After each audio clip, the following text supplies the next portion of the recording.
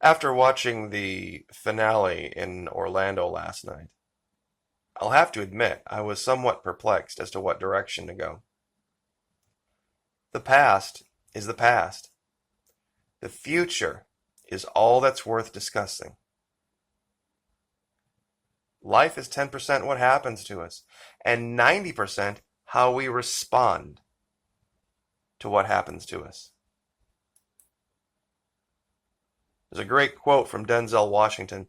Just because you don't share it on social media doesn't mean you're not up to big things. Live it and stay low. Key, privacy is everything. Because you become very dangerous when you learn how to control your feelings. When you can shut it down and you can close those windows into your mind, into your soul, into what's going on with you. Big tech, big media, all these people, you disarm them. This whole deplatforming thing is a gift. People just haven't seen it yet. Our governor spoke a few days ago, and also last month, spoke with a host on Fox, and said some things that I think are a great contrast to the direction some would have us go. During his welcome in Orlando, he said, anyone can get up and spout conservative rhetoric. It's when you do the hard work on the ground that backs it up. That's what really means something. And more importantly, he said, and I totally agree with this, we have to leave the legacy, parentheses R, party in the past and not go back to it. We have to have new ideas, better ideas. We have to find ways of networking where it can't be used against us. Back in January, he reiterated this same concept. Quote, I don't seek validation by the media. See, our governor doesn't care if he's treated unfairly. He doesn't care. He expects it. It doesn't get under his skin. It doesn't bother him. He doesn't rattle on about, how they did this or how they said that, and that's not fair. You never hear him say that. In fact, he said the opposite. Quote, I'm happy for the criticism because you know what? I don't seek validation by the media. What I seek is supporting the citizens of my state. Talking about people coming up to him with tears in their eyes saying, if it wasn't for you, my kid wouldn't be in school and I wouldn't have my job. You see, for him, that's what it's all about.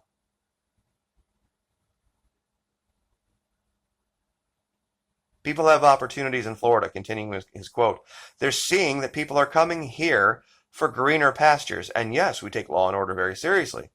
We want to protect our citizens' safety. And this is the best part. You ready for this? When asked by the host about if he would get better treatment from CNN if he had a brother that worked there, or his brother was governor, speaking of the Cuomos. You know what our governor said? If ifs and buts were candy and nuts, every day would be Christmas. That's basically just a way of saying, I don't care if I would be treated more fairly or if I would not be or whatever. It's entirely irrelevant. I don't think Governor DeSantis is going to leave Florida. His last quote, Tucker, I can tell you I'm pretty confident. I'll be the governor nominee in 2022 here in Florida. Look forward to running that race.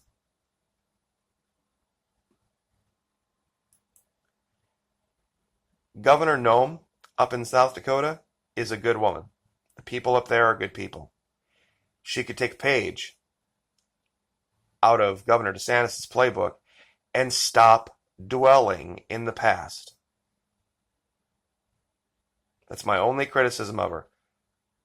and a lot of so-called conservatives, Republicans, is that they continue to want to relive what has already transpired and what is gone. Now, speaking of the past, on an entirely different subject, NASA deliberately created artificial glowing clouds in unusual weather control experiment. Now, many people have made allegation about weather control for a long time, but in this particular case, there is actually a white hat use for this. See, the more moisture you can put in the atmosphere, the more you can dissipate an EMP. A lot of people don't realize that water interferes with electrical signals. Case in point, try to go and buy an underwater drone that has a camera that will transmit the camera data wirelessly up to a tablet or a phone or some other device. You see, the drones that fly around in the air, they do this all the time. Piece of cake. But you put a drone down 2 feet in the water, it's over. You won't get a signal out of that. That's why all of these things are wired. Now, some of them have discrete camera systems, meaning you pop in an SD card, you press the record button, and then you send the thing down and drive it around. You don't have a signal. You don't know what it's seeing. It's just recording. And then you can retrieve it and then pull the card out and then see what was there. But unless you have a wire, because you can't transmit wirelessly through water. You can try this with your cell phone.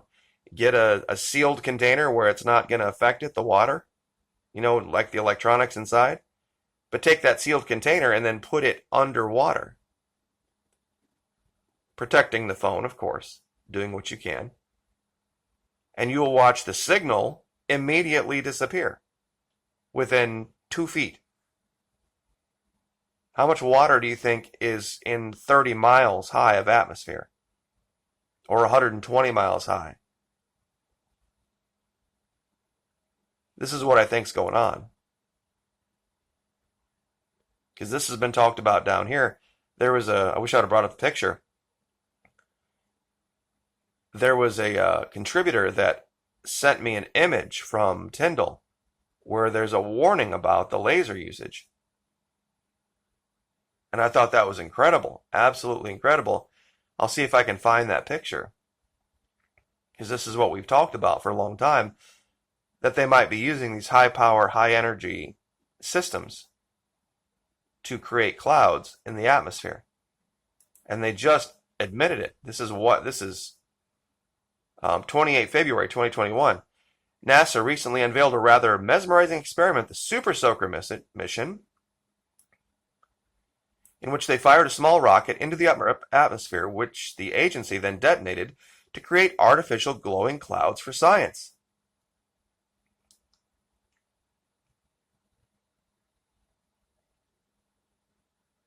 The team launched a small suborbital rocket from Alaska to an altitude of some 53 miles, at which point an explosion was triggered, releasing the payload of 485 pounds of water. Sure enough, a ground-based laser detected the glow of a PMC some 18 seconds after the explosion, yielding important insights into the microphysics of the process, and more specifically how it cools the atmosphere. As it turns out, water vapor that high in the upper atmosphere can significantly lower the surrounding temperature, generating these haunting icy hued clouds in the process. Water vapor is a common byproduct of satellites and rocket launches, meaning that as the space race heats up, the atmosphere may cool down, and these glowing clouds may become much more common sight in the night skies over certain parts of the globe. So, anyway, very strange things, strange times. So I just wanted to share this today and encourage people to not be upset and not be disheartened about the next couple years if DeSantis would decide to stay in Florida. The states need to stand up their own people. We need 50 states with 50 governors that are Kristi Noem or Ron DeSantis. Once that occurs, once that happens, what happens in D.C. won't matter. What happens in D.C. will not matter at all. So, anyway, I will leave you there and show you this picture so that you can get an idea of how EMPs work. Like, share, subscribe, and we'll see you next time.